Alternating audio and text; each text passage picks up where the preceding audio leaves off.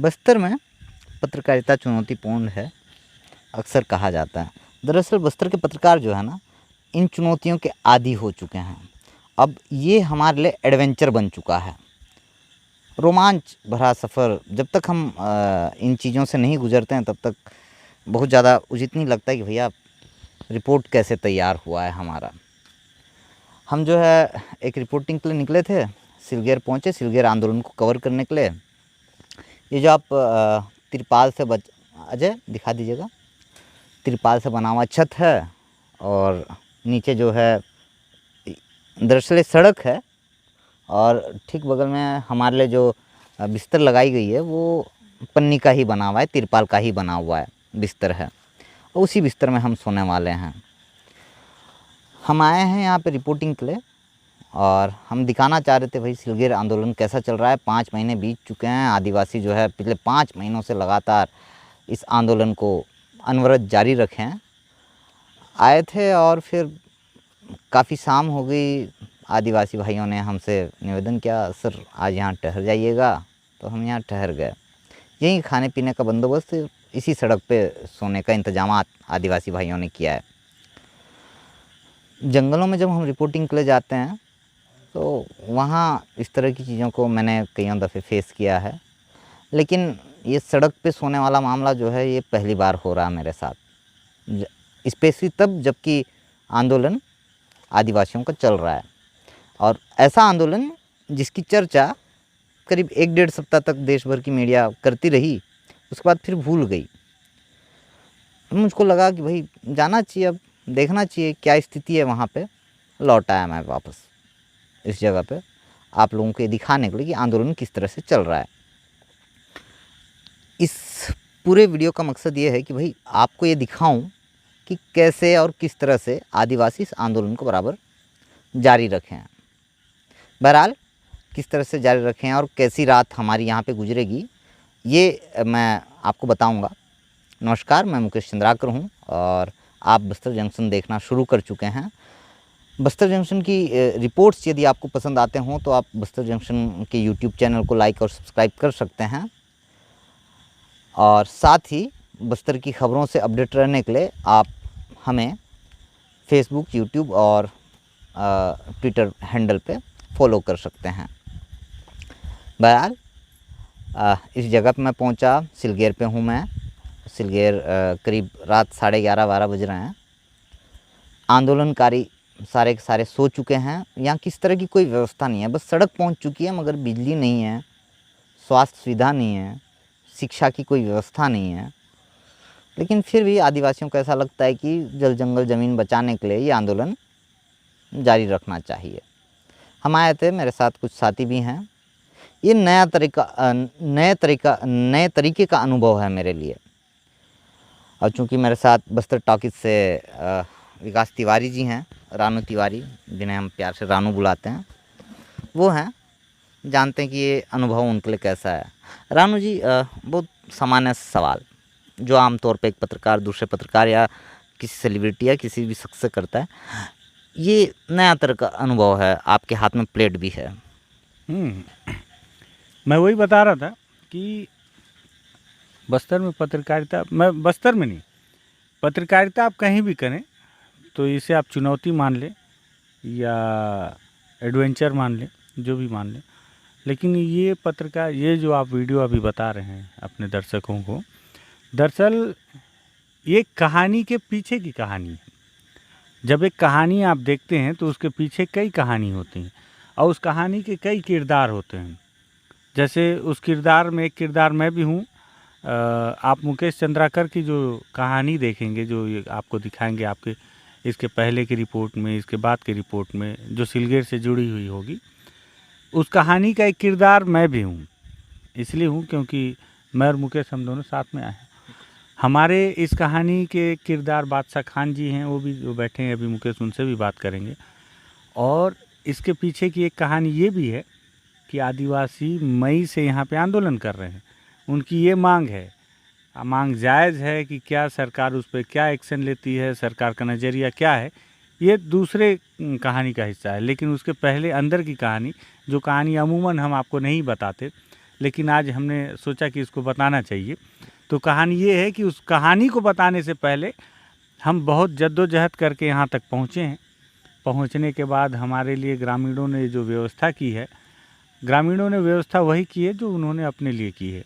उन्होंने जिस तरह से छोटे छोटे तंबू बना के रखे हैं, सड़क पे ही ये तंबू लगे हैं लगातार लाइन से, करीबन 100 से 150 की संख्या में बता रहे थे अभी कुछ लोग, और हज़ारों की संख्या में ग्रामीण सोए हैं।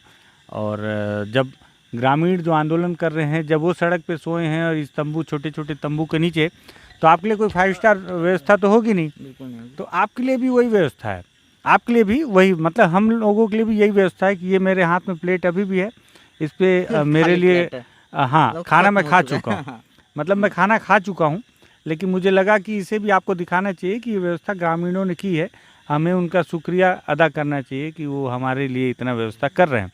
क्योंकि उनको इसके लिए भी अलग से परेशान होना पड़ा, क्योंकि इस आंदोलन के पीछे कोई बहुत बड़ा हाथ तो है नहीं कि लोग इनको फंडिंग कर रहे हैं, ये सब आपस में ही कर रहे हैं। तो उन्होंने उसके बीच भी हमारे लिए एक बेहतरीन मेहमान नवाजी की है। तो इसका अनुभव वाकई में अलग अनुभव मुकेश, अलग इसलिए है कि ये सोचो कि मई से आंदोलन चल रहा है और जैसे तैसे चल ही रहा है।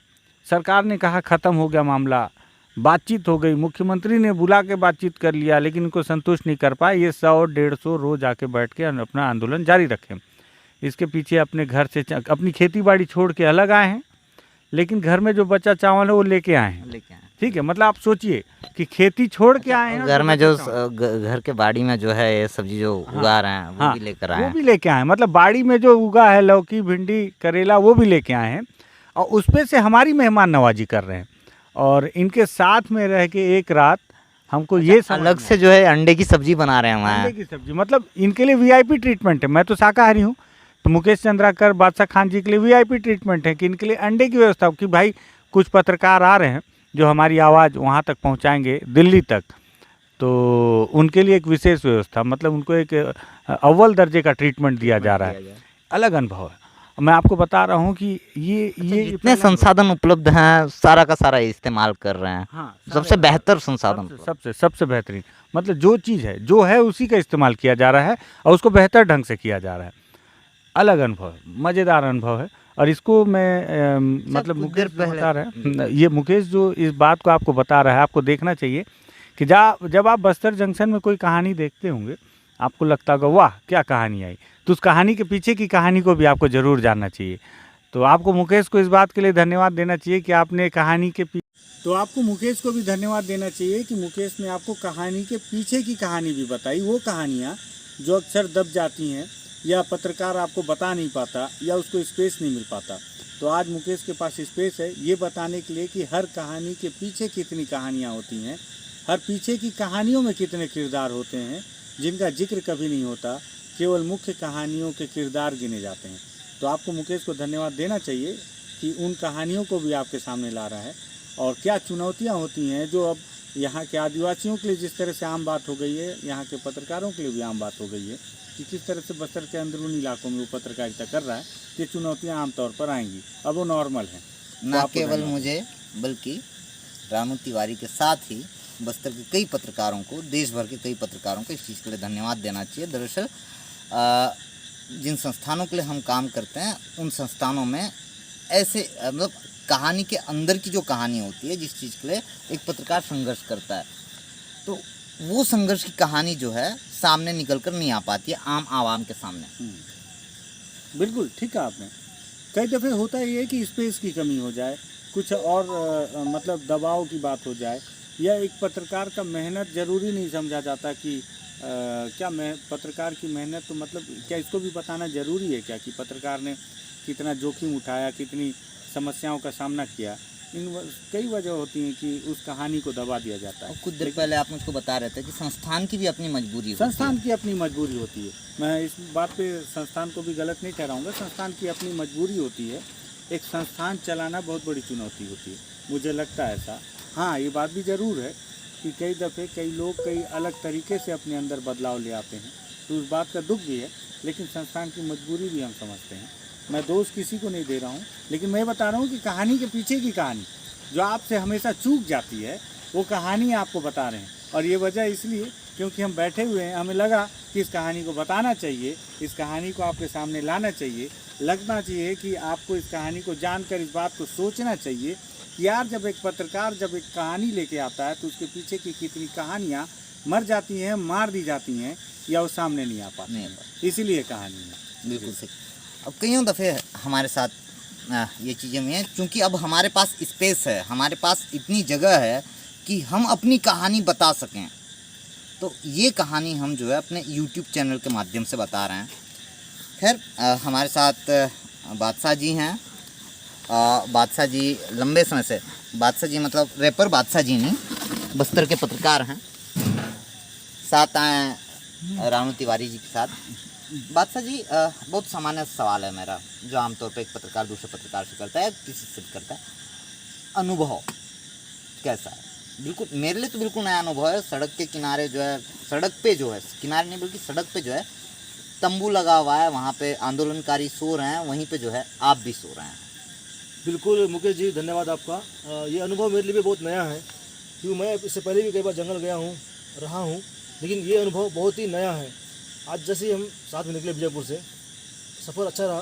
तो एक तो थाना क्या नाम था, तर्रेम थाना में रोका गया, लगभग 1 घंटे रुका गया, पूछा गया। उसके बाद जो है हमें आगे आने की परमिशन मिली। हम यहाँ पहुँचे। जब पहुँचे हम यहाँ तो देखे कि यहाँ सभी ग्रामीण जो है रोड सड़क के ऊपर जो है तंबू लगाकर, छोटे बच्चे से लेकर बूढ़े तक सभी सोए हुए हैं और यहीं वो खाना खा रहे हैं। पानी भी गिर रहा है, लेकिन उस परेशानी में भी वो अभी तक डटे हुए यहाँ पर। वो देखकर भी उनको जो अनुभव था मेरा, बहुत सुखद अनुभव रहा अभी तक का। बिल्कुल जाहिर सी बात है। नया तौर का अनुभव इस वजह से क्योंकि बस्तर के जो आदिवासी यहाँ पे आंदोलन कर रहे हैं, दरअसल बस्तर का ये पहला ऐसा आंदोलन है जो लंबे समय तक चल रहा है, पिछले 5 महीने तक। और ये जो खबरें हैं और बस्तर के आदिवासियों के जो आंदोलन हैं, करीब 1-1.5 सप्ताह तक चर्चा का विषय रहा है पूरे देश भर में, क्योंकि 3 आदिवासियों की मौत हो गई थी, जिन्हें पुलिस ने नक्सली करार दिया और आंदोलनकारियों ने आम आदिवासी करार दिया था। खैर करीब 5 महीने का वक्त बीत गया। 5 महीने बाद फिर वापस लौटे हम। रानू तिवारी जी हमारे साथ हैं बस्तर टॉकीज से, और हम खुद आए हैं इस चीज़ को कवर करने के लिए, देखने के लिए भाई कैसे हालात हैं। जब यहाँ आए हैं तो हमको ये समझ आया कि इतने विपरीत हालातों के बावजूद, भौगोलिक परिस्थितियाँ तो वैसे ही विपरीत हैं, साथ ही मौसम का जो मार है, कौन सा चक्रवात चल रहा है? गुलाब चक्रवात का जो मार है बस्तर झेल रहा है। इस बीच भी तूफान, आंधी और साथ ही जो है बारिश बहुत तेज हो रही है। बावजूद इसके ये आदिवासी जो है तिरपाल लगाकर यहाँ पे आंदोलनरत हैं। सड़क किनारे, सड़क पर ये आराम कर रहे हैं, आराम फरमा रहे हैं। बहुत ज़्यादा तकलीफ़ में हैं, बावजूद इसके इनको ये लगता है कि इनके इस आंदोलन से इनकी समस्या का समाधान होगा। लेकिन अफसोस कि इनके आंदोलन का जिक्र कहीं भी नहीं हो रहा है।